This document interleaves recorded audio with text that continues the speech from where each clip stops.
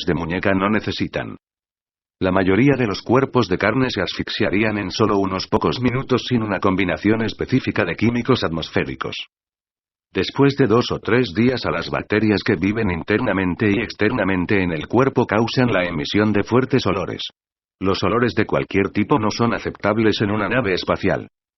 La carne puede tolerar solo un espectro muy limitado de temperaturas, mientras que en el espacio el contraste de temperaturas pueden variar cientos de grados en cuestión de segundos. Por supuesto, los cuerpos de carne son totalmente inútiles para el servicio militar. 164. Un solo disparo de un arma de explosión electrónica de mano convierte instantáneamente un cuerpo de carne en una nube de vapor nocivo. Los seres que habitan cuerpos de carne han perdido mucho de su poder y habilidad natural. Aunque teóricamente es posible recuperar o rehabilitar estas habilidades, ninguna forma práctica se ha descubierto o ha sido autorizada por el dominio. A pesar de que las naves espaciales del dominio pueden trasladarse billones de años luz en un solo día, el tiempo necesario para atravesar el espacio entre las galaxias es significativo, por no mencionar la cantidad de tiempo necesario para completar una misión de un solo conjunto de órdenes, que puede requerir miles de años. Los cuerpos biológicos de carne solo duran un tiempo muy breve, solo 60 a 150 años, como máximo. Mientras que los cuerpos de muñeca pueden ser reutilizados y reparados casi indefinidamente.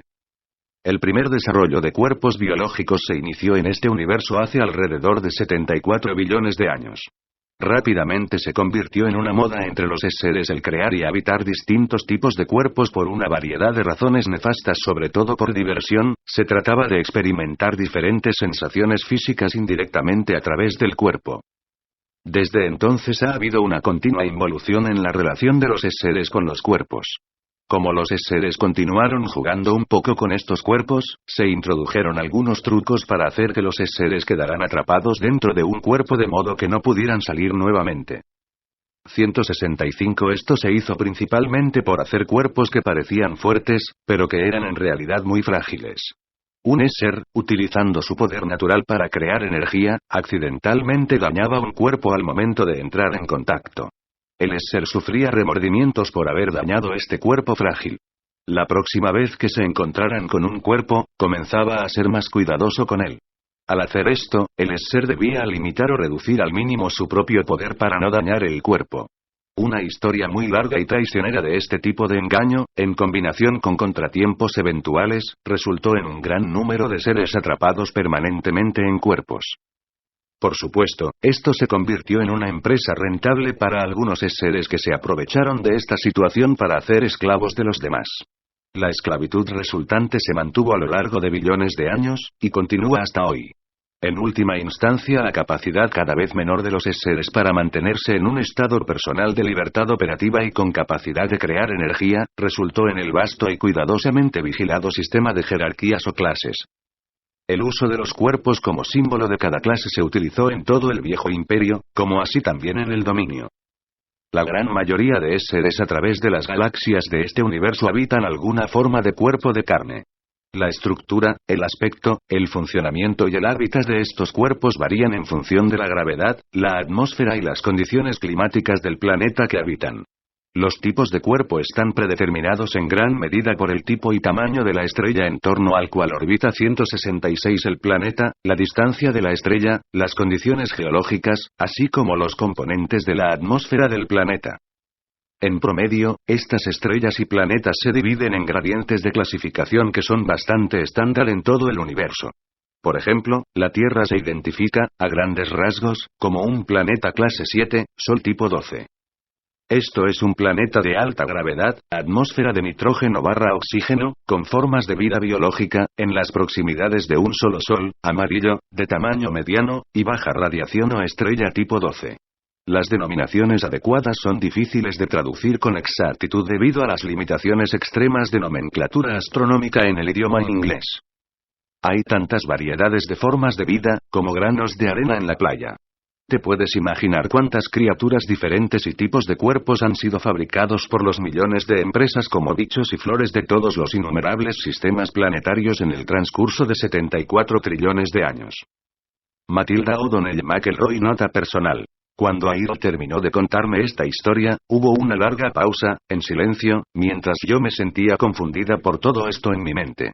Air había estado leyendo libros de ciencia ficción e historias de fantasía durante la noche. ¿Por qué ella me contaría algo tan increíblemente descabellado? Si no tuviera un ser exótico de 1 metro de alto, con piel gris, y 3 dedos en cada mano y pie, sentado justo enfrente de mí, yo no habría creído una sola palabra de esto. En retrospectiva, durante los 60 años transcurridos desde que Air me dio esta información, los médicos de la Tierra han comenzado a 167 desarrollar algunas de las técnicas de ingeniería biológica de las que Air me habló aquí en la Tierra. Operaciones de bypass de las arterias coronarias, la clonación, los bebés de probeta, los trasplantes de órganos, cirugía plástica, los genes, los cromosomas, y así sucesivamente. Una cosa es muy cierta, nunca he vuelto a ver un bicho o una flor de la misma manera, desde entonces, por no hablar de mis creencias religiosas en el Génesis. 168 Capítulo 11 Una lección de ciencias. Matilda O'Donnell McElroy. Nota personal. La transcripción de esta entrevista es literal. No hay nada más que pueda agregar a ella. Lo dice todo. Transcripción oficial de la entrevista. Máximo secreto. Transcripción oficial de la Fuerza Aérea del Ejército de los Estados Unidos. Campo Aéreo del Ejército de Roswell, Grupo 509 de Bombarderos. Tema Entrevista al extraterrestre, 29. 7. 1947, 1. Sesión. Hoy Air me dijo algunas cosas muy técnicas. Tomé algunas notas para recordarme a mí misma, así pude repetir lo que me dijo de la manera más fidedigna posible. Comenzó con una analogía sobre el conocimiento científico. ¿Te imaginas qué progresos se podrían haber hecho en la Tierra si gente como Johannes Gutenberg, Sir Isaac Newton, Benjamin Franklin, George Washington Carver, Nikola Tesla, Jonas Salk y Richard Trevithick y muchos miles de genios e inventores similares vivieran hoy en día? Imagina qué logros técnicos podrían haberse desarrollado si hombres como estos nunca murieran. ¿Y qué, si nunca se les hubiera dado amnesia y obligado a olvidar todo lo que 169 sabían? ¿Qué hubieran hecho si hubieran podido continuar su trabajo por siempre? ¿Qué nivel de tecnología y civilización podría alcanzarse si a seres espirituales inmortales como estos se les hubiera permitido continuar creando, en el mismo lugar y al mismo tiempo, durante miles de millones o billones de años? En esencia, el dominio es una civilización que ha existido durante miles de millones de años, en progreso relativamente ininterrumpido. El conocimiento se ha ido acumulando, refinando y mejorado en casi todos los campos de estudio que se puedan imaginar, y más allá de lo imaginable. Originalmente, la interacción de las ilusiones o invenciones de los seres, crearon el tejido mismo del universo físico, el microcosmos y el macrocosmos. Cada partícula del universo ha sido imaginada y llevada a su existencia por un ser. Todo ha sido creado a partir de una idea, un pensamiento sin peso, tamaño ni ubicación en el espacio. Cada grano de polvo en el espacio, desde el tamaño de la más pequeña partícula subatómica, hasta el tamaño de un solo de una nube Magallanes del tamaño de muchas galaxias, fue creado de la nada de un pensamiento. Incluso las más pequeñas, células individuales fueron ideadas y coordinadas para conformar una entidad microbiana, que navega a través de espacios infinitesimalmente pequeños. Estos también se originaron de una idea concebida por un ser. Usted, y todos los seres en la Tierra, han participado en la creación de este universo. A pesar de ello ahora están confinados en un 170 cuerpo frágil de carne, que vive por solo 65 rotaciones cortas de su planeta alrededor de una estrella. Se le han dado un tratamiento de descargas eléctricas abrumadoras para borrar su memoria. Usted debe aprender todo desde cero en cada vida. A pesar de todas estas circunstancias, usted es quien es y será siempre. Y, en el fondo, sigues siendo la esencia de ti mismo. ¿Cómo puede uno entender el fenómeno de un niño prodigio? Un ser que interpreta conciertos en un piano, a los 3 años de edad, sin entrenamiento formal. Imposible, si no se hubiera limitado a recordar lo que han aprendido ya de miles de vidas pasadas delante de un teclado en tiempos incalculables, o en planetas lejanos. Tal vez no sepan cómo saben. Ellos solo saben. La humanidad ha desarrollado más tecnología en los últimos 100 años que en los últimos 2000 años. ¿Por qué? La respuesta es simple: la influencia del viejo imperio sobre la mente y sobre los asuntos de la humanidad se ha visto disminuida por el dominio. Un renacimiento de las invenciones en la Tierra comenzó en 1250 DC con la destrucción de la flota espacial del viejo imperio en el sistema solar.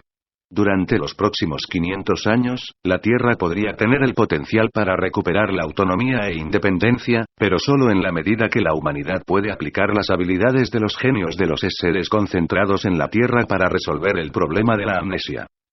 Sin embargo, en una nota de advertencia, el potencial de inventiva de los seres, que se han exiliado a este planeta está fuertemente 171 condicionado por los elementos criminales de la población de la Tierra. En concreto, los políticos, los belicistas y los físicos irresponsables que crean armas ilimitadas como las bombas nucleares, químicas, las enfermedades y el caos social. Estos tienen el potencial para extinguir toda forma de vida en la Tierra, para siempre. Incluso las explosiones relativamente pequeñas que se han probado y utilizado en los últimos 2 años en la Tierra tienen el potencial para destruir toda la vida, si se despliegan en cantidades suficientes. Armas más grandes podrían consumir todo el oxígeno de toda la atmósfera global en una sola explosión. Por lo tanto, los problemas más fundamentales que deben resolverse a fin de garantizar que la Tierra no será destruida por la tecnología, son problemas sociales y humanitarios. Las mentes científicas más grandes de la Tierra, a pesar del genio de las matemáticas o mecánica, nunca han abordado estos problemas. Por lo tanto, no esperes que los científicos salven la Tierra o el futuro de la humanidad. Cualquier llamada ciencia que se basa únicamente en el paradigma de que la existencia se compone exclusivamente de la energía y objetos que se mueven por el espacio no es una ciencia. Estos seres hacen caso omiso de la chispa creativa originada por un ser individual y el trabajo colectivo de los seres que continuamente crean el universo físico y todos los universos. Toda ciencia seguirá siendo poco eficaz o destructiva en la medida en que omite o devalúa la importancia relativa de la chispa espiritual que enciende toda la creación y la vida. 172 Lamentablemente, esta ignorancia ha sido muy cuidadosamente inculcada a la fuerza en los seres humanos por el viejo imperio para asegurar que los seres en este planeta no puedan recuperar su capacidad innata para crear espacio, energía, materia y tiempo, o cualquier otro componente de los universos. Mientras la conciencia del yo inmortal, poderoso, espiritual sea omitida, la humanidad seguirá siendo encarcelada hasta el día de su propia autodestrucción y olvido. No confíe en el dogma de las ciencias físicas sobre el dominio de las fuerzas fundamentales de la creación, más de lo que confiarías en los conjuros de un chamán quemando incienso. El resultado neto de ambos es atrapamiento y el olvido. Los científicos pretenden observar, pero solo suponen que ellos ven, y lo llaman hecho. Al igual que el ciego, un científico no puede aprender a ver hasta que él se dé cuenta de que está ciego. Los hechos de las ciencias de la Tierra no incluyen la fuente de la creación. Incluyen solo el resultado, o el subproducto de la creación. Los hechos de la ciencia no incluyen ninguna memoria de la experiencia existencial pasada y casi infinita. La esencia de la creación y la existencia no se puede descubrir a través de la lente de un microscopio o un telescopio o por cualquier otra medida del universo físico. Uno no puede comprender el perfume de una flor o el dolor sentido por una amante abandonada con metros y calibres. Todo lo que pudieras saber sobre la fuerza creativa y la capacidad de un dios se puede encontrar dentro de ti, un ser inmortal espiritual. 173 ¿Cómo puede un ciego enseñar a los demás a ver los gradientes casi infinitos que componen el espectro de la luz? La idea de que uno puede comprender el universo, sin comprender la naturaleza de un ser es tan absurda como concebir que un artista es una mota de pintura sobre el propio lienzo. O bien, que el encaje en un zapato de ballet es la visión del coreógrafo, o la gracia de un bailarín, o la excitación eléctrica de la noche del estreno. El estudio del espíritu ha sido entrampado en los operativos de control del pensamiento a través de las supersticiones religiosas que se inculcaron en las mentes de los hombres. Por el contrario, el estudio del espíritu y la mente han sido prohibidas por la ciencia que elimina todo lo que no es medible en el universo físico. La ciencia es la religión de la materia. Se rinde culto a la materia. El paradigma de la ciencia es que la creación es todo, y el creador no es nada. La religión dice que el creador es todo, y la creación no es nada. Estos dos extremos son los barrotes de la celda de la prisión. Evitan la observación de todos los fenómenos como un conjunto interactivo. El estudio de la creación sin conocer al ser, o fuente de la creación, es inútil. Cuando se navega hasta los bordes del universo concebido por la ciencia, al final se cae en un abismo de oscuridad, una fuerza implacable de espacio desapasionado y sin vida. En la Tierra, se les ha convencido de que los océanos de la mente y el espíritu están llenos de monstruos horribles, macabros que te comen vivos si se atreves a aventurarse más allá del rompeolas de la superstición. 174. El objetivo del sistema carcelario del viejo imperio es evitar que ustedes busquen en su propia alma. Temen que puedan ver en su propia memoria a los amos esclavistas que los mantienen en prisión. La prisión está hecha de sombras en su mente. Las sombras se hacen de la mentira, y el dolor, la pérdida, y el miedo. Los verdaderos genios de la civilización son los seres, que permitirán a otros seres recuperar su memoria y recuperar la autorrealización y autodeterminación. Este problema no se resuelve mediante la aplicación de la regulación moral en la conducta, o mediante el control de los seres a través del misterio, la fe, drogas, armas o cualquier otro dogma de una sociedad de esclavos. Y ciertamente no a través de la utilización de descargas eléctricas y órdenes hipnóticas. La supervivencia de la Tierra y de cada ser en ella dependen de la capacidad de recuperar la memoria de las habilidades que se han acumulado a través de los trilenios, para recuperar la esencia de uno mismo. Este tipo de arte, ciencia o tecnología nunca ha sido concebida en el viejo imperio. De lo contrario, no habrían recurrido a la solución que los trajo a su condición actual en la Tierra. Esta tecnología, tampoco ha sido jamás desarrollada por el dominio.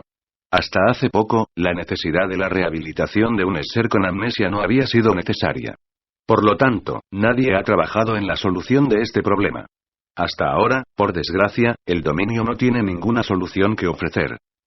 Algunos oficiales de la Fuerza Expedicionaria del Dominio han asumido la responsabilidad de proporcionar la tecnología a la Tierra durante 175 su tiempo fuera de servicio. Estos oficiales dejan su cuerpo de muñeca en la estación espacial y, como seres, asumen o se hacen cargo de un cuerpo biológico en la Tierra. En algunos casos un oficial puede permanecer en servicio al mismo tiempo que habita y controla otros cuerpos. Esta es una empresa muy peligrosa y aventurera. Se requiere un ser muy capaz para llevar a cabo esa misión, y regresar a la base con éxito.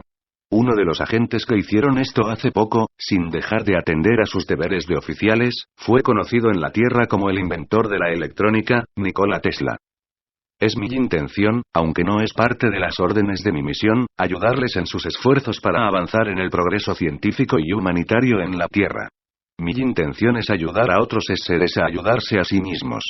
Con el fin de resolver el problema de la amnesia en la Tierra, necesitarán de la tecnología más avanzada, como así también de una estabilidad social que permita dedicar el tiempo suficiente a la investigación y al desarrollo de técnicas para liberar a los seres del cuerpo y liberar la mente de los seres de la amnesia.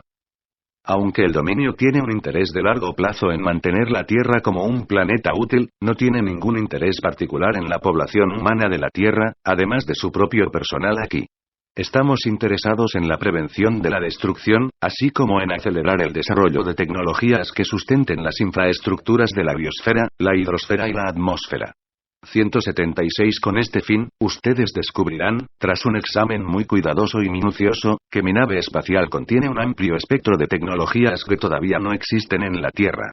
Si ustedes distribuyeran piezas de esta nave a varios científicos para su estudio, ellos serán capaces de realizar ingeniería inversa de algunas de las tecnologías en la medida en que la Tierra tenga las materias primas necesarias para replicar estos componentes. Algunas características serán indescifrables. Otras características no pueden ser duplicadas en la Tierra por no tener los recursos naturales necesarios para replicarse. Esto es especialmente cierto en el caso de los metales utilizados para la construcción de la nave. No solo estos metales no existen en la Tierra, sino que el proceso de refinación necesario para producir estos metales tomó miles de millones de años en desarrollarse. También es esto cierto, para el sistema de navegación que requiere de un ser cuya propia longitud de onda personal haya sido especialmente sintonizada con la red neuronal de la nave. El piloto de la nave deberá poseer un grado muy alto de voluntad, energía, disciplina, formación y conocimiento para manipular a una de esas naves.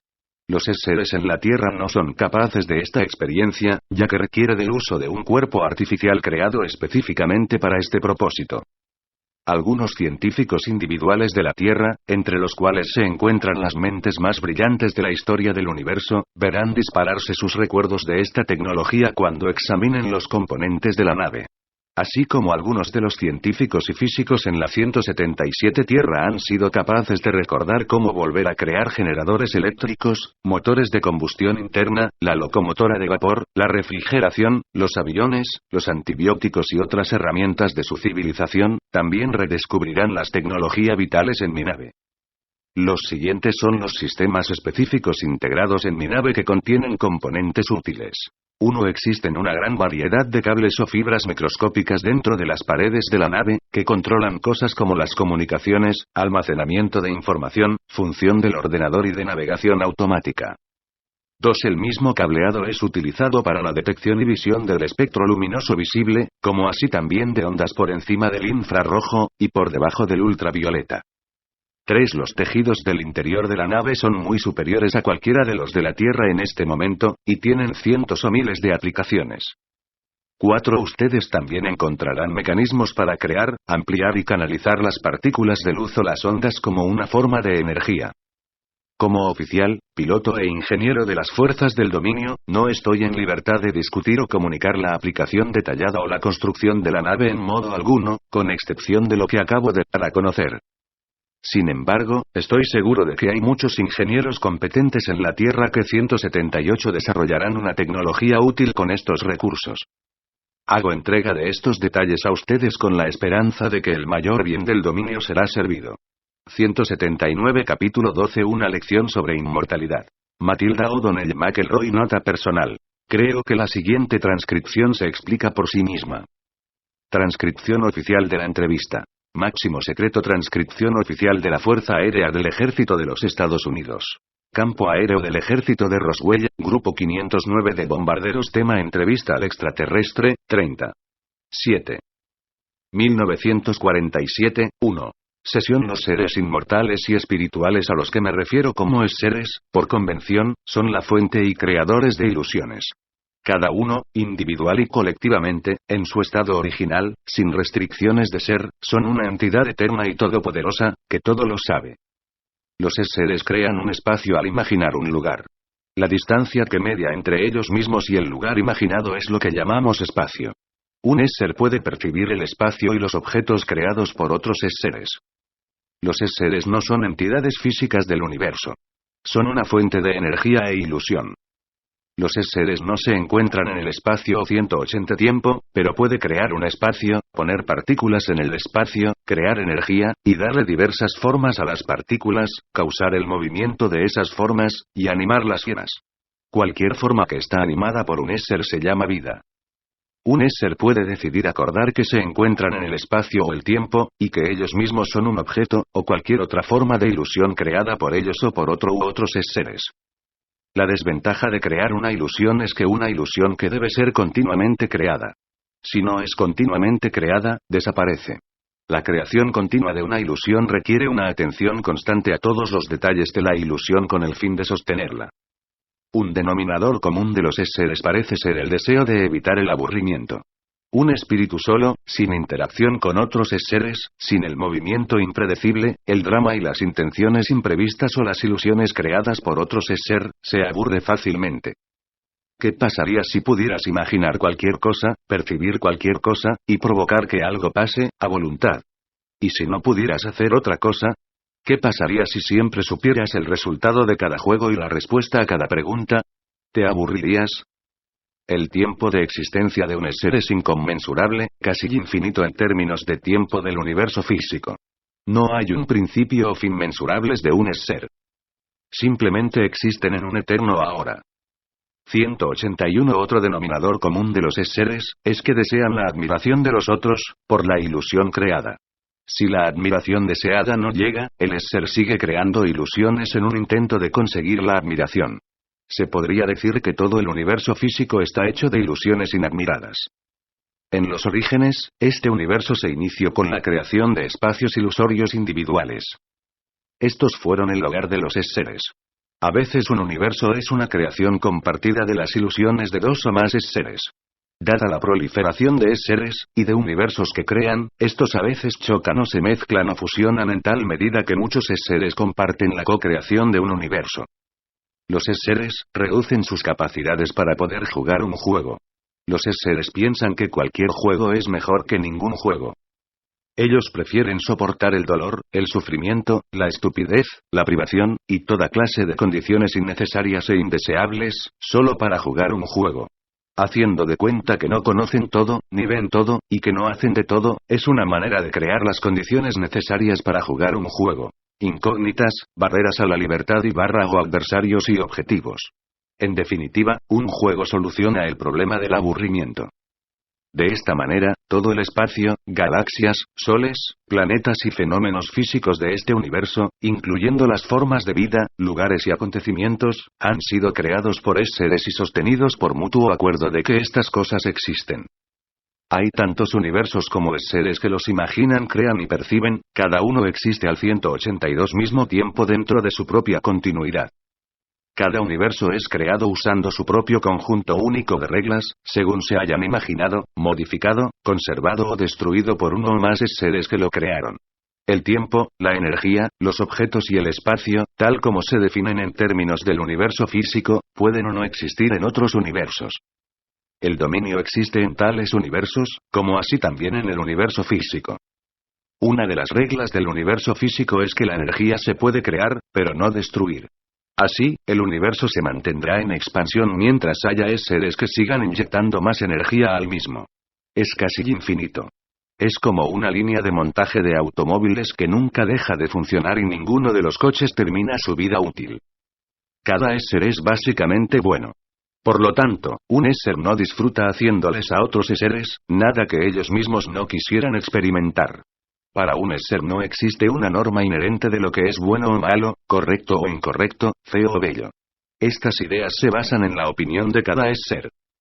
El concepto más cercano que el ser humano tiene para describir a un ser es el de un Dios, que todo lo sabe, es omnipotente e infinito. Entonces, ¿cómo un Dios podría dejar de ser un Dios? Solo fingen no saberlo. ¿Cómo se podría jugar al escondite si siempre se supiera dónde está escondida la otra persona? Finges no saber dónde están escondidos los otros jugadores, para poder ir a buscarlos. Así es como los juegos fueron creados. Solo has olvidado que estabas fingiendo. De este modo, los seres quedan atrapados y esclavizados en 183 el interior de un laberinto de su propia invención. ¿Cómo se puede crear una jaula, encerrarse uno mismo dentro de la jaula, tirar la llave, y olvidar que hay una llave o una jaula, y olvidar que hay una dentro o afuera, e incluso olvidar que hay un yo? Crear la ilusión de que no hay ilusión, el universo entero es real, y que otro universo no existe, ni podría ser creado. En la Tierra, lo que la propaganda ha enseñado y acordado, es que los dioses son responsables, y que los seres humanos no son responsables. Se ha enseñado que solo un dios puede crear universos. Por lo tanto, la responsabilidad de cada acción se le asigna a otro ser o un dios. Nunca a uno mismo. Ningún ser humano asume la responsabilidad personal por el hecho de que ellos mismos, individual y colectivamente, son dioses. Este simple hecho es la trampa en que cae cada ser. 184 Capítulo 13 Una lección sobre el futuro. Matilda O'Donnell McElroy. Nota personal. Creo que esta transcripción también habla por sí misma. Transmití la comunicación de Air lo más fielmente posible. Mis oficiales superiores mostraron muy alarmados por las posibles implicaciones militares de lo que Air dijo en esta entrevista. Transcripción oficial de la entrevista. Secreto máximo. Transcripción oficial del Ejército de los Estados Unidos. Fuerza Aérea del Campo Aéreo del Ejército de Roswell, Grupo de Bombarderos 509. Tema Entrevista al extraterrestre, 31. 7. 1947, 1 Sesión. Es mi convicción personal que la verdad no debe ser sacrificada en el altar de la conveniencia política, religiosa o económica. Como oficial, piloto e ingeniero del dominio es mi deber proteger el bien del dominio y sus posesiones. Sin embargo, no podemos defendernos contra las fuerzas de las cuales no somos conscientes. El aislamiento de la Tierra respecto del resto de la civilización me impide hablar de muchos temas con ustedes en este momento. Razones de seguridad y protocolo me impiden revelar sino solamente los lineamientos generales de los planes y actividades del dominio. Sin embargo, 185 puedo darle algunos datos que pueden serle de utilidad. Debo volver a mis funciones asignadas en la estación espacial ahora.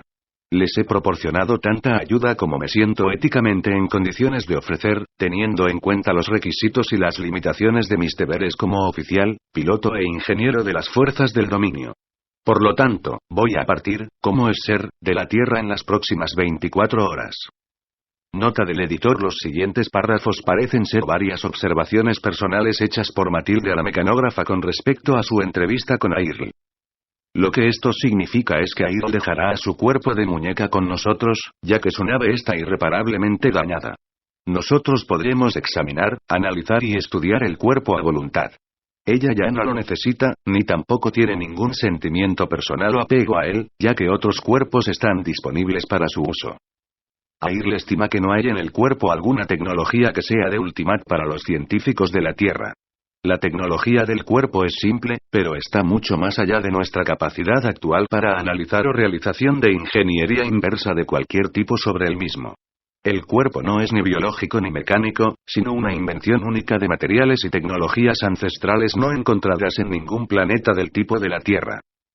Como Air mencionó anteriormente, una jerarquía muy rígida y distintiva de clases sociales, económicas y culturales, existe en todo el dominio, la que ha permanecido invariable e inviolable por muchos milenios. El tipo de 186 cuerpo y función asignada a un ser oficial específico varía según el rango, la clase, la longevidad, nivel de formación, nivel de mando, hoja de servicios, y méritos ganados por cada uno de los seres, como con cualquier otra insignia militar. El cuerpo utilizado por Air está específicamente diseñado para un oficial, piloto e ingeniero de su rango y clase. Los cuerpos de sus compañeros, que fueron destruidos en el accidente, no eran de la misma clase o categoría, sino de un rango inferior. Por lo tanto, la apariencia, características, composición y funcionalidad de estos cuerpos estaban especializadas, y limitadas según las exigencias de sus funciones. Los oficiales de menor rango cuyos cuerpos fueron dañados en el accidente, han dejado sus cuerpos y han regresado a sus tareas en la estación espacial. El daño sufrido por sus cuerpos se debió principalmente al hecho de que ellos eran oficiales de rango inferior. Ellos utilizaban cuerpos que eran parcialmente biológicos y por lo tanto mucho menos duraderos y resistentes que el de ella. Nota del editor en este punto, la transcripción parece reanudarse con las declaraciones formuladas por Airl. Aunque el dominio no tardará en destruir cualquier vestigio activo de las operaciones del viejo imperio donde quiera que se encuentren, esta no es nuestra misión principal en esta galaxia. Estoy seguro de que los mecanismos de control mental del viejo imperio pueden ser desactivados y destruidos con el tiempo. Sin embargo, no es posible estimar cuánto tiempo nos tomará, ya que no 187 comprendemos el alcance a esta operación por el momento. Sabemos que la inmensa pantalla de fuerza del viejo imperio alcanza a cubrir este extremo de la galaxia, por lo menos.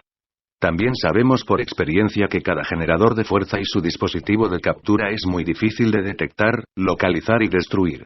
Además, no es la misión actual de la Fuerza Expedicionaria del Dominio, comprometer recursos para esta tarea. La eventual destrucción de estos dispositivos podría lograr que la memoria pueda ser restaurada, aunque ésta haya sido borrada después de cada vida. Afortunadamente, el recuerdo de un ser no puede ser borrado de forma permanente. Hay muchas otras civilizaciones espaciales activas, que mantienen operaciones nefastas en esta área, no menor de las cuales, está el envío de seres indeseados a la Tierra. Ninguna de estas naves es hostil o en oposición violenta a las fuerzas del dominio. Ellos saben que es mejor no desafiarnos.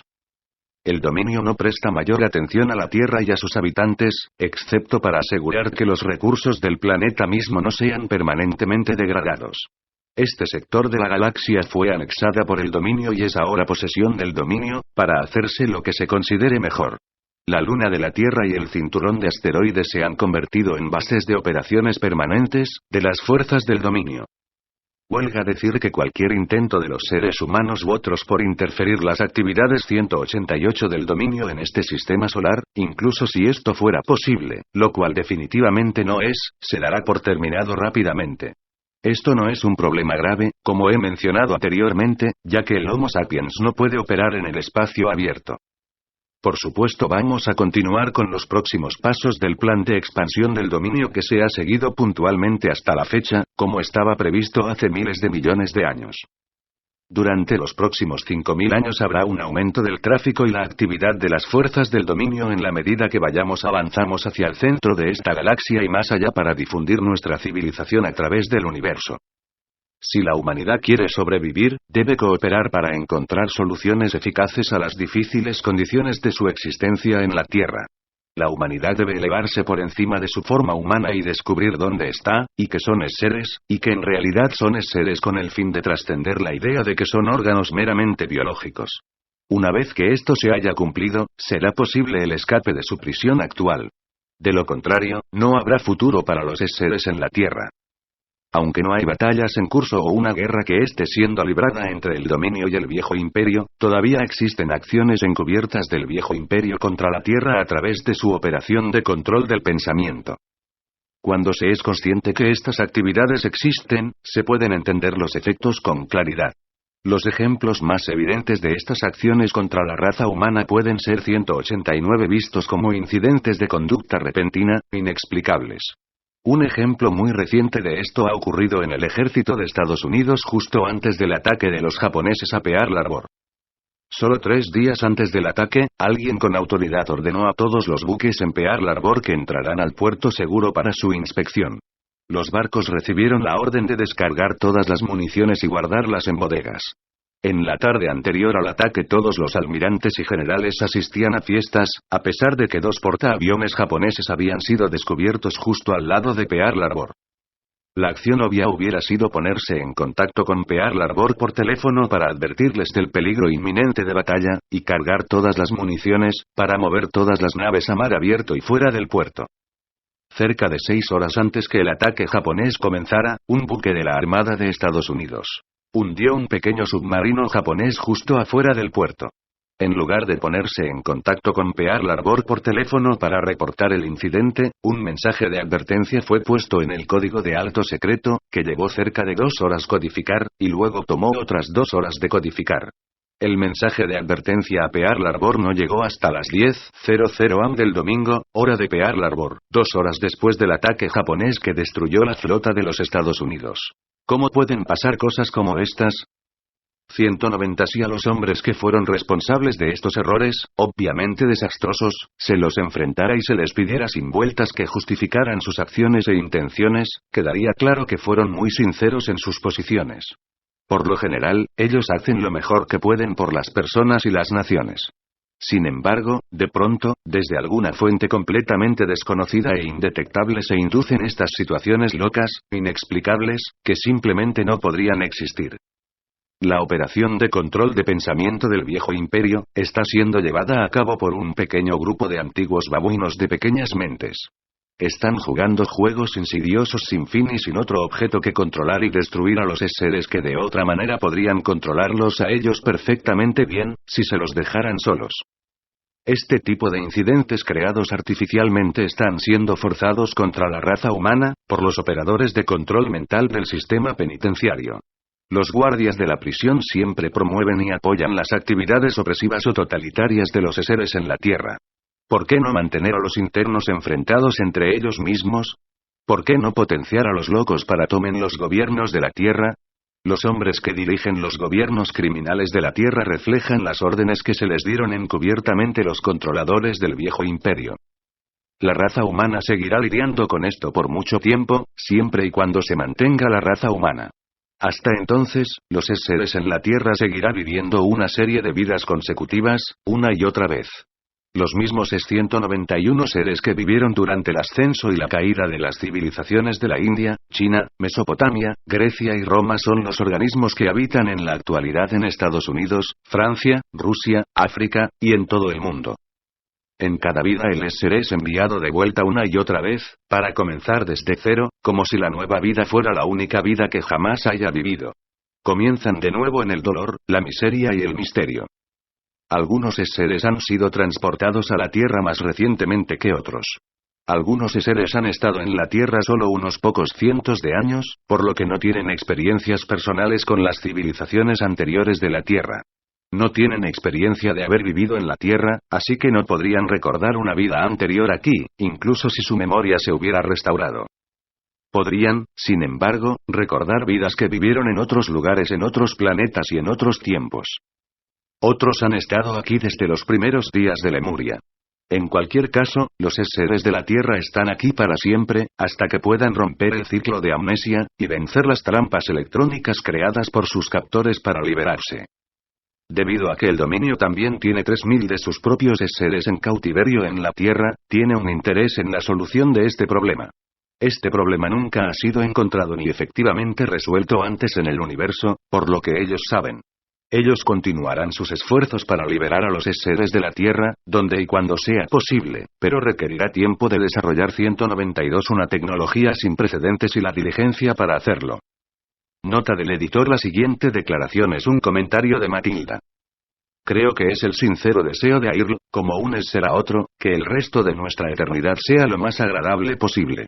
193 Capítulo 14. Airl revisa las transcripciones de las entrevistas. Matilda O'Donnell McElroy. Nota personal. Poco después de terminar de contar la entrevista previa con Airl al taquígrafo, fui llamada con urgencia de la oficina del comandante de la base. Fui escoltada por 4 policías militares fuertemente armados.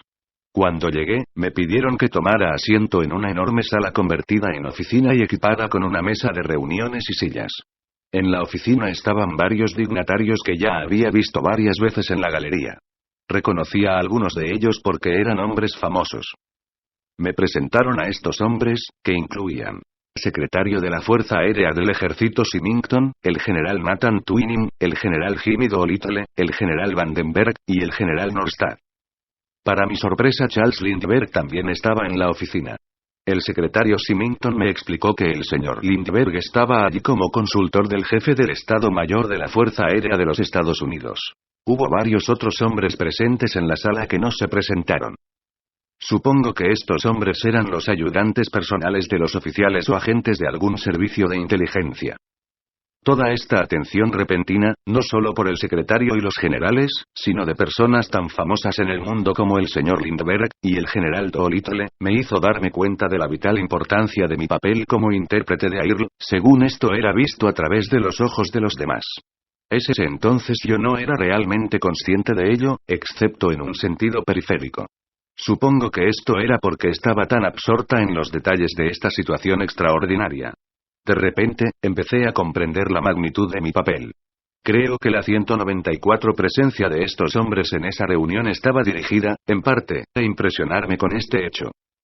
El secretario me remarcó que no me pusiera nerviosa.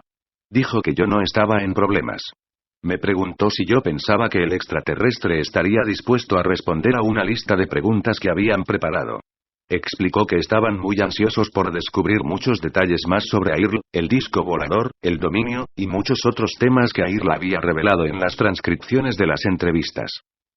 Por supuesto, ellos estaban interesados principalmente en cuestiones relativas a la seguridad militar y la construcción del disco volador. Yo les dije que estaba muy segura de que Airl no había cambiado su opinión acerca de responder a las preguntas, puesto que nada había cambiado que podría hacer que ella confiara en las intenciones de los hombres en la galería. Le repetí que Airl ya había comunicado todo lo que ella estaba dispuesta y estaba en libertad de discutir. A pesar de ello, insistieron en que le preguntara a Airl una vez más si quería responder a las preguntas. Y, si la respuesta seguía siendo no, yo debía preguntarle si estaría dispuesta a leer las copias de las transcripciones escritas de mis traducciones de las entrevistas. Querían saber si Airl verificaría que mi comprensión y traducción de las entrevistas era correcta. Ya que Airl podía leer inglés con gran fluidez, el secretario preguntó si se les podría permitir observar por sí mismos, mientras Airl leyera las transcripciones, y verificara que estuvieran correctamente escritas. Ellos querían que ella escribiera en una copia de la transcripción si las traducciones eran correctas, o no, y tomar notas de todo lo que no fuera preciso en las transcripciones. Por supuesto, yo no tenía más remedio que obedecer las órdenes e hice exactamente lo que el secretario solicitó. Me dieron una copia de las transcripciones, con una hoja para ser firmada, la que debería darle a Airl. Después que Airl terminara la revisión, yo debía pedirle que firmara la portada, testificando que todas las traducciones en las transcripciones eran correctas, o en su versión enmendada por ella. 195 Una hora más tarde entré en la sala de interrogatorios, como se me indicara, con las copias de las transcripciones y la página de firmas para darle a Airl mientras los miembros de la galería, incluyendo los generales, y el señor Lindbergh también, supongo y otros, miraban a través del cristal de la sala de la galería. Fui a mi asiento habitual, a una distancia de entre 1,20 m y 1,50 m de Airl. Le presenté el sobre con las transcripciones a Airl, y le pasé las instrucciones que había recibido del secretario, telepáticamente. Airl me miró, y miró el sobre, sin aceptarlo. Airl dijo: si usted los ha leído y ellos son exactos en su opinión, no hay necesidad que yo también los revise. Las traducciones son correctas. Usted puede decirle a su comandante que usted ha transmitido fielmente un registro de nuestra comunicación. Le aseguré a Earl que yo los había leído, y eran transcripciones exactas de todo lo que le conté a la mecanógrafa de la transcripción. ¿Va a firmar la página de portada, entonces? Le pregunté. No, no lo haré. Dijo Earl. ¿Puedo preguntarle por qué no? Le dije. Yo estaba un poco confundida sobre por qué ella no estaba dispuesta a hacer una cosa tan simple. Si su comandante no confía en su propio personal que le haga un informe honesto y preciso, ¿qué confianza va a darle mi firma en la página? ¿Por qué podría él confiar en una marca de tinta hecha por un oficial del dominio en una página, si no confía en su propio equipo, leal? Yo no sabía muy bien qué decir a eso. Yo no podría argumentar con la lógica de Earl, y tampoco podía obligarla a firmar el documento. Me senté en mi silla por un minuto sin saber qué hacer a continuación. Le di las gracias a Earl y le dije que necesitaba ir a pedir instrucciones a mis superiores. Puse el sobre de las transcripciones en el bolsillo interior de mi chaqueta de uniforme y empecé a levantarme de la silla. 196. En ese momento la puerta de la sala de la galería se abrió bruscamente. 5 policías militares fuertemente armados irrumpieron en la habitación. Un hombre con un guardapolvo blanco de laboratorio los siguió de cerca. Él empujaba un pequeño carro que llevaba una máquina con forma de caja con un montón de perillas en su frente.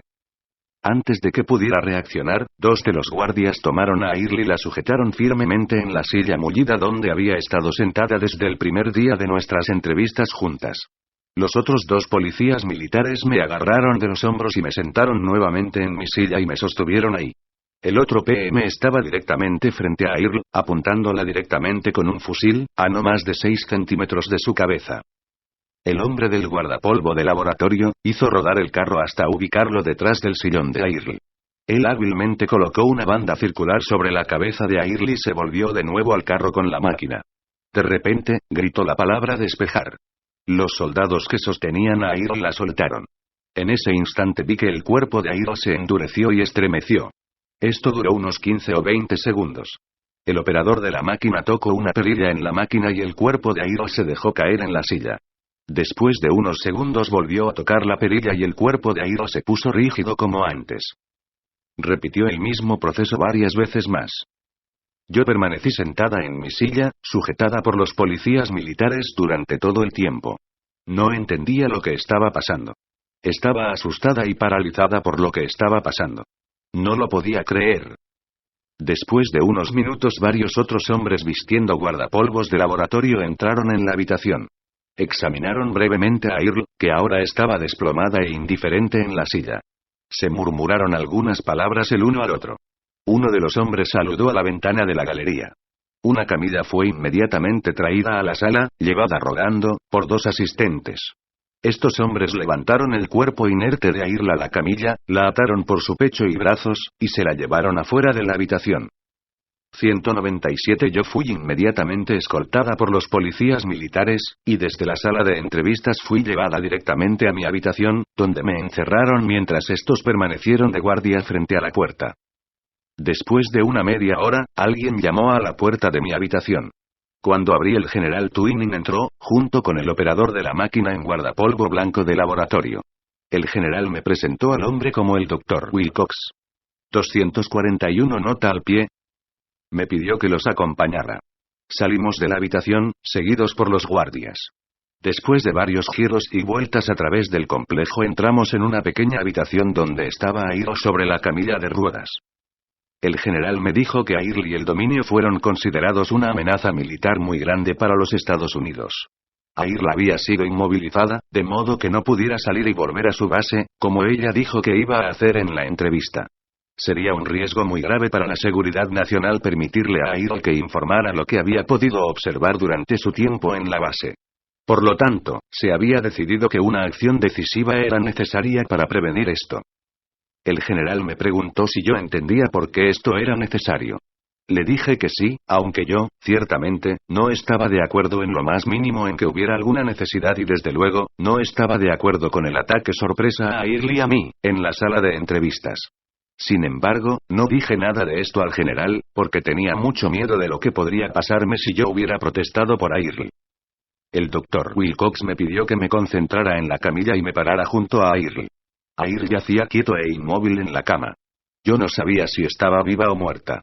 Varios otros hombres de guardapolvo blanco, que supuse eran también médicos, estaban en el lado opuesto de la cama. Ellos habían conectado dos equipos de monitoreo a la cabeza de Air, a los brazos y el pecho. Reconocí uno de estos dispositivos por mi formación como enfermera quirúrgica y era una máquina de EC 242 nota al pie que se utiliza para detectar actividad eléctrica del cerebro. El otro dispositivo era un detector de signos vitales típico de habitación de hospital, que yo sabía que sería inútil ya que Air no tenía un cuerpo biológico.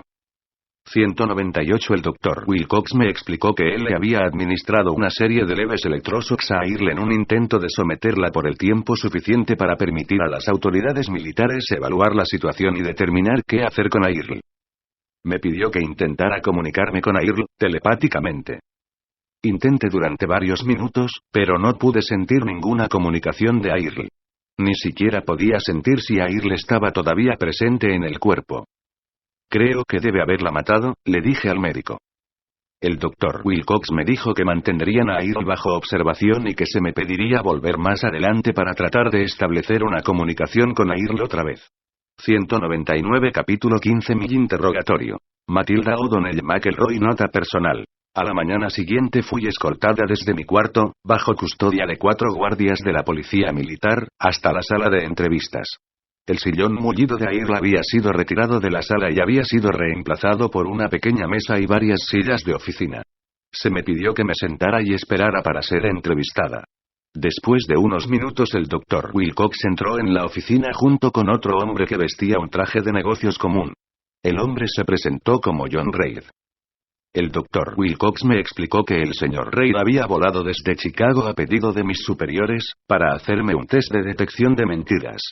Mi expresión de sorpresa ante esta afirmación fue tan evidente, que el doctor Wilcox se dio cuenta de que fui, obviamente sorprendida y ofendida, por la insinuación de que yo hubiera mentido alguna vez sobre alguna cosa. No obstante, el señor Reid comenzó a desplegar su dispositivo detector de mentiras sobre la mesa al lado de mi silla, mientras que el doctor Wilcox continuó explicándome, en un tono calmo, que la prueba estaba siendo realizada por mi propia seguridad.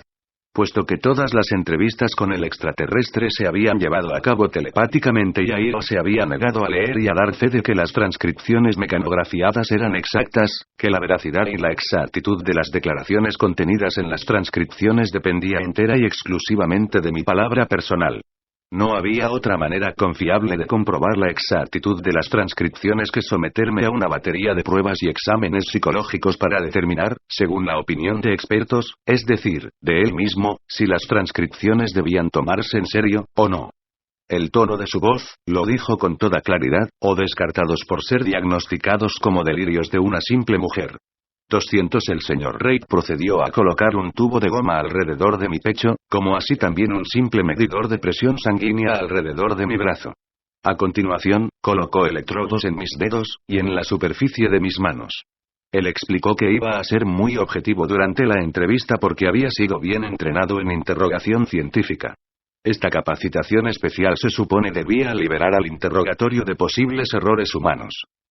Reid me explicó que, en respuesta a las preguntas que él y el doctor Wilcox me iban a formular, se producirían cambios fisiológicos los que se transmitirían a la pantalla del pequeño aparato. Las lecturas serían grabadas en una cinta móvil de papel milimetrado, la que colocó al lado de la máquina sobre el escritorio. Los gráficos paralelos en el papel serían interpretados y correlacionados por el señor Reid, con la asistencia experta del doctor Wilcox, para determinar si yo estaba mintiendo o no. Tanto el señor Reid como el doctor Wilcox me hicieron una serie de preguntas inocuas para empezar, lo que fue avanzando en un interrogatorio más puntual sobre mis entrevistas con Air. Esto es lo que recuerdo de las preguntas. ¿Cuál es su nombre? Matilda O'Donnell, contesté. ¿Cuál es su fecha de nacimiento? 12 de junio 1924, dije. ¿Cuál es su edad? 23. ¿Dónde nació usted? Los Ángeles, California, dije. Y así sucesivamente. ¿Es usted capaz de comunicarse por telepatía? 201, no, nunca he sido capaz de hacer esto con nadie, excepto con Air. Dije. ¿Ha falsificado alguna de las declaraciones hechas al taquígrafo? No, respondí, ¿ha imaginado o inventado con o sin intención alguna de las comunicaciones que usted afirmó tener con el extraterrestre? No, por supuesto que no, le dije. ¿Está usted deliberadamente tratando de engañar a alguien? ¿No está usted tratando de obstaculizar esta prueba? ¿No? ¿De qué color son tus ojos? Azules. ¿Es usted católica? Sí. ¿Le diría a su párroco en una iglesia católica confesional las mismas historias que le dicto al taquígrafo aquí en la base? Sí. ¿Está tratando de ocultar algo de nosotros? No, nada. ¿Cree usted que todo lo que el extraterrestre le comunicó a usted? Sí. ¿Se considera ser una persona crédula? 202. No. Las preguntas continuaron de esta manera durante más de una hora. Finalmente, fui desconectada de la máquina polígrafo y se me permitió regresar a mi habitación, todavía bajo la custodia de los guardias. En la tarde regresé a la sala de entrevistas. Esta vez la mesa fue sustituida por una camilla de hospital. El doctor Wilcox estaba acompañado por una enfermera de planta en esta ocasión. Me pidió que me acostara en la camilla. Dijo que se le había pedido que me hiciera la misma serie de preguntas que había respondido para el detector de mentiras. Esta vez, sin embargo, yo respondería a las preguntas bajo los efectos del suero de la verdad, conocido como pentotal sódico. Como enfermera quirúrgica, yo estaba familiarizada con estos barbitúricos, ya que a veces se utilizaba como anestésico. El doctor Wilcox me preguntó si tenía alguna objeción sobre someterme a tal prueba. Le dije que no tenía nada que ocultar. No puedo recordar nada acerca de esta entrevista. Supongo que cuando terminé de contestar las preguntas, los policías militares que me escoltaban a mi habitación me habrán ayudado, ya que yo debía estar demasiado mareada y tambaleante por los efectos de la droga, como para moverme por mi cuenta. Sin embargo, tuve un sueño muy tranquilo esa noche. Al parecer, ninguno de estos interrogatorios dio resultados sospechosos, ya que no me hicieron más preguntas después de eso. Por suerte, me dejaron sola durante el resto de mi tiempo en la base. 203. Capítulo 16. La partida de Airl. Matilda O'Donnell McElroy. Nota personal. Me quedé en la base, mayormente confinada a mi habitación, por otras 3 semanas, después de que Airl había sido incapacitada por el Dr. Wilcox. Una vez al día se me acompañaba a la habitación donde yacía Airl en la cama bajo vigilancia permanente por el Dr. Wilcox, y otros, supongo. Cada vez que fui a la habitación, se me pidió que tratara de comunicarme con Airl nuevamente. En ninguna oportunidad hubo respuesta. Esto me entristeció mucho. A medida que pasaban los días me fui angustiando y convenciendo cada vez más, que Airl estaba muerta, si esa es la palabra adecuada para ello. Todos los días, volvía a leer las transcripciones de mis entrevistas con Airl, en busca de una pista que me pudiera recordar algo o ayudarme de alguna manera a restablecer la comunicación con Airl. Todavía tenía en mi poder el sobre con las copias de las transcripciones que le pidieron a Airl que firmara. A día de hoy, no entiendo por qué nadie me ha pedido que las devolviera. Supongo que con tanta emoción, se olvidaron de las copias de las transcripciones. Yo tampoco ofrecí devolverlas. Las mantenía ocultas bajo el colchón de mi cama todo el tiempo que permanecí en la base, y las he mantenido conmigo desde entonces. Usted será el primero en ver estas transcripciones. Dado que el cuerpo de Airl no era biológico, los médicos no podían detectar si estaba vivo o muerto a menos que se moviera. Por supuesto, yo sabía que si Airl no animaba conscientemente el cuerpo como un ser, el cuerpo no se movería. Le expliqué esto al Dr. Wilcox. Se lo expliqué varias veces. Cada vez, él me sonrió condescendientemente, y me dio unas palmaditas en el brazo y me dio las gracias por intentarlo de nuevo. Al final de la 3ª semana me dijo el Dr. Wilcox que mis servicios ya no serían necesarios porque el ejército había decidido trasladar a Airl a una instalación militar médica más grande y segura que estaba 204 mejor equipada para hacer frente a la situación. No dijo nada sobre la ubicación de la instalación. Esa fue la última vez que vi el cuerpo de muñeca de Airl. Al día siguiente recibí órdenes escritas, firmadas por el general Twining. Las órdenes decían que yo había terminado mi servicio militar a Estados Unidos y estaba oficialmente eximida de futuros deberes y que iba a recibir un licenciamiento honorable y una pensión militar generosa. También sería trasladada por los militares y se me daría una nueva identidad con los documentos apropiados. Junto con las órdenes, había un documento que debía leer y firmar. Era un juramento de confidencialidad. El lenguaje del documento estaba plagado de legalismos, pero el punto estaba muy claro para mí: yo jamás debía hablar de cualquier cosa con cualquier persona alguna sobre cualquier cosa que hubiera visto, oído o experimentado durante mi servicio en el ejército, bajo pena de muerte por acto de traición contra los Estados Unidos de América. Al final resultó que, me pusieron en un programa de protección de testigos del gobierno federal 246 nota al pie, solo que yo iba a ser protegida por el gobierno contra el gobierno.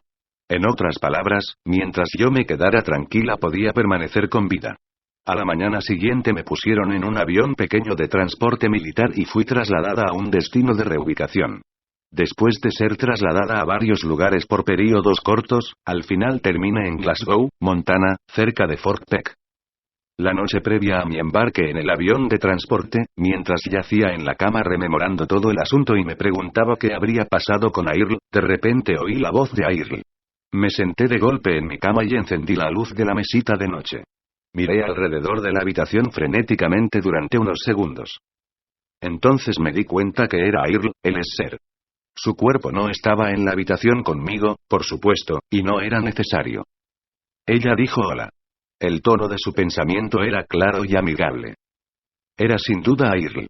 No tenía la menor duda acerca de eso. 205 pensé Airl. ¿Estás todavía aquí? Ella respondió que estaba aquí, pero no en un cuerpo en la Tierra.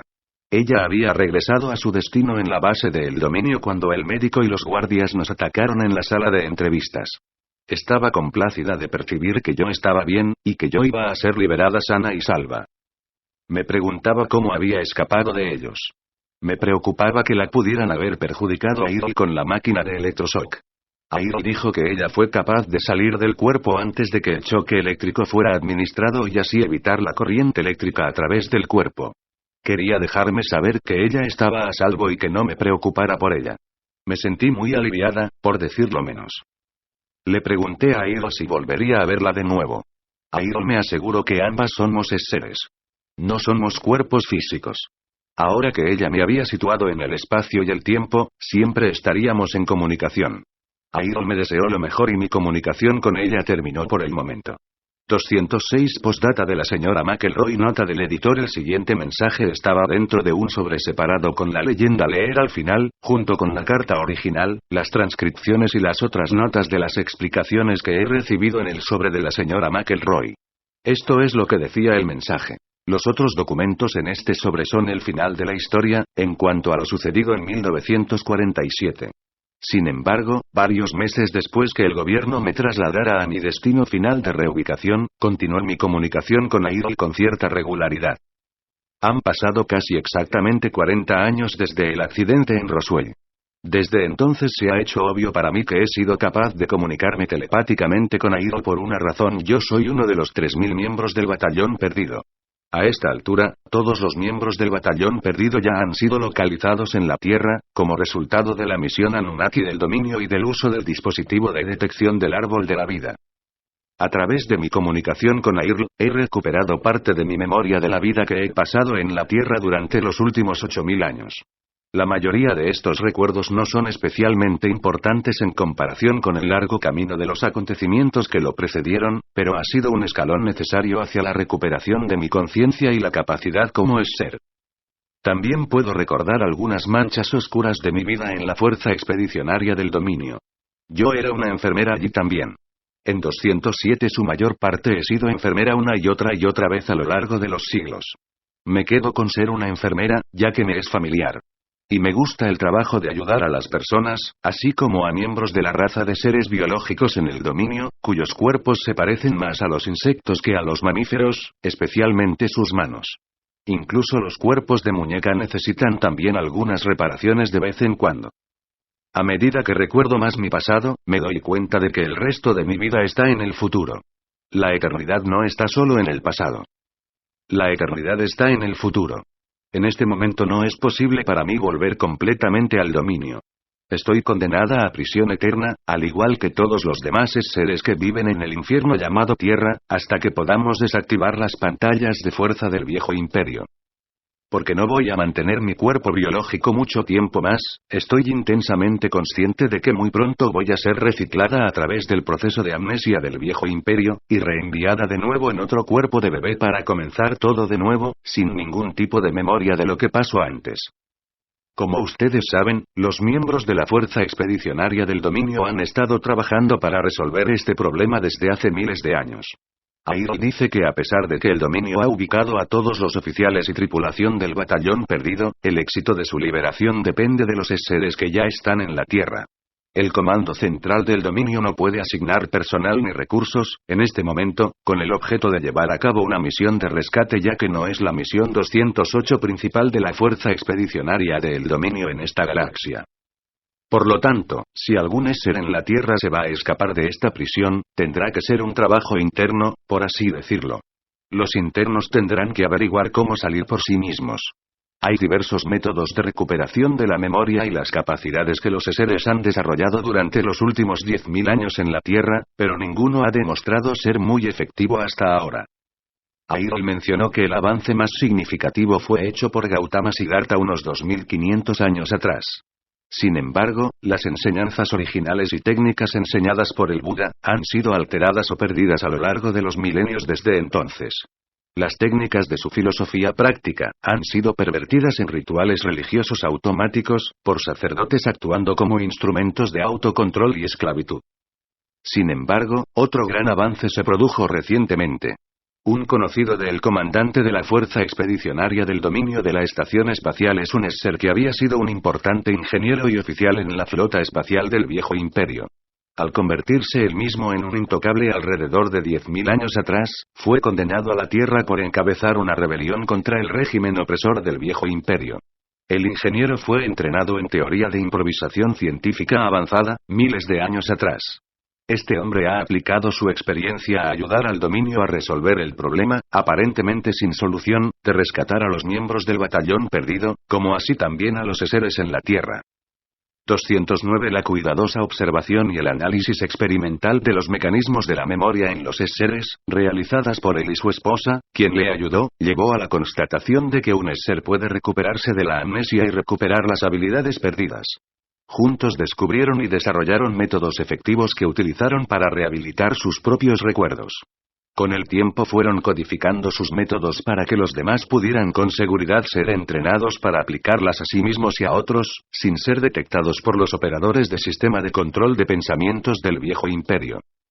Su investigación también reveló que un ser puede ocupar y operar más de un organismo al mismo tiempo, un hecho que antes se pensaba que se limitaba únicamente a los funcionarios del Dominio. Un ejemplo de este hecho es que el ingeniero, en una vida pasada en la Tierra, fue Solimán el Magnífico. Su ayudante era una niña del harén, que saltó desde la esclavitud hasta convertirse en su esposa y gobernar el Imperio Otomano con él. Al mismo tiempo, que habitaba otro cuerpo, y dominaba su propio imperio como la reina Isabel II. Como la reina de Inglaterra, ella nunca se casó, porque ya estaba casada con el sultán del Imperio Otomano. En una vida siguiente, él se encarnó como Cecil Rhodes. Durante su vida como Rhodes ella fue de nuevo, una princesa, esta vez procedente de Polonia. Como tal, persiguió sin éxito a Rhodes hacia el final de su vida. Sin embargo, en su siguiente encarnación se reunieron de nuevo, se casaron, tuvieron una familia, y otra vez, trabajaron juntos con éxito durante toda su vida. 210 Varios otros ejemplos notables de este fenómeno fueron observados. Por ejemplo, el proceso de refinado del acero fue inventado por el mismo ser que habitó dos cuerpos al mismo tiempo. Uno se llamaba Kelly, que vivía en Kentucky, y el otro era un hombre llamado Bessemer que vivió en Inglaterra. Ambos concibieron el mismo proceso, al mismo tiempo. Otro ejemplo es el de Alexander Graham Bell, el inventor del teléfono, que fue inventado por varios otros, al mismo tiempo, como Eliza Gray. El teléfono fue concebido al mismo tiempo en varios lugares alrededor del mundo a la vez. Se trataba de un solo ser de tan tremenda energía y capacidad que él fue capaz de operar en varios cuerpos en diferentes lugares mientras realizaba trabajos de investigación complejas. Gracias a estas revelaciones, el Dominio ha sido capaz de recuperar a algunos de los seres del batallón perdido incorporándolos al servicio activo en forma limitada, a tiempo parcial. Por ejemplo, dos chicas jóvenes que ocupan cuerpos biológicos en la Tierra están, al mismo tiempo, trabajando en la Estación Espacial del Cinturón de Asteroides como operadoras de un centro de comunicaciones, como miembros activos de la Fuerza Expedicionaria del Dominio. Estos operadores retransmiten mensajes entre la Fuerza Expedicionaria del Dominio y el Cuartel General de Comando del Dominio. Recientemente, yo misma he podido reanudar algunas de mis funciones propias de la Fuerza Expedicionaria del Dominio sin dejar de vivir en la Tierra. Esto no es una tarea fácil, sin embargo, y solo se puede hacer mientras mi cuerpo biológico está durmiendo. 211 Me hace muy feliz saber que no tenemos que quedarnos en la Tierra para siempre. Existe la esperanza de escapar, no solo para los miembros del batallón perdido, sino también para muchos otros seres en la Tierra. Sin embargo, todos los seres podrían ser ayudados a ser más conscientes de la situación actual en la Tierra a través de la información contenida en este sobre. Por eso le envié estas cartas y transcripciones a usted. Quiero que logre publicarlos. Quiero que los seres en la Tierra tengan una oportunidad de saber lo que realmente está sucediendo en la Tierra. Estoy segura que la mayoría de la gente no creerá nada de esto. Parece demasiado increíble. No hay persona razonable que pueda creer una sola palabra de esto. Sin embargo, solo parece increíble para un ser cuya memoria ha sido borrada por el sistema de control electrónico del planeta prisión, y reemplazada por información falsa. No debemos permitir que la incredibilidad aparente de nuestra situación nos impida afrontar la realidad de la misma. Francamente, las razones no tienen nada que ver con la realidad. No hay razones. Las cosas son lo que son. Si no enfrentamos la realidad de nuestra situación, vamos a permanecer bajo el yugo del viejo imperio para siempre. La mayor arma que el viejo imperio nos ha dejado ahora es el desconocimiento de lo que están haciendo a todos los seres en la Tierra. La incredulidad y el secreto son las armas más eficaces que tienen. Las agencias gubernamentales que clasificaron las transcripciones adjuntas como de máximo secreto están siendo dirigidas por seres 212 que no son más que autómatas inconscientes secretamente comandados por medio de inducción hipnótica, administrada por los operadores de la prisión del viejo imperio. Son los esclavos ignorantes de amos invisibles, que permanecen esclavizados por su propio deseo de ser esclavos. La mayoría de los seres en la Tierra son buenos, honestos, y seres capaces, los artistas, gestores, genios, pensadores libres y revolucionarios que no han perjudicado a nadie, de verdad. Ellos no son ninguna amenaza para nadie, excepto para los criminales que los han encarcelado. Ellos deben saber sobre el funcionamiento de las operaciones de hipnosis y amnesia del viejo imperio. Deben recordar sus propias vidas pasadas. La única manera de que esto pase es comunicando, y luchando coordinadamente. Tenemos que contarles a otras personas y ellos tienen que discutir esto abiertamente con los demás. La comunicación es la única arma eficaz contra el secreto y la opresión. Es por eso que le estoy pidiendo que cuente esta historia. Por favor, comparta estas transcripciones con tanta gente como sea posible. Si a la gente de la Tierra se le dice lo que realmente está pasando aquí, tal vez empiecen a recordar quiénes son y de dónde vinieron. Por ahora, podemos empezar nuestra propia liberación y rescate por medio de las palabras.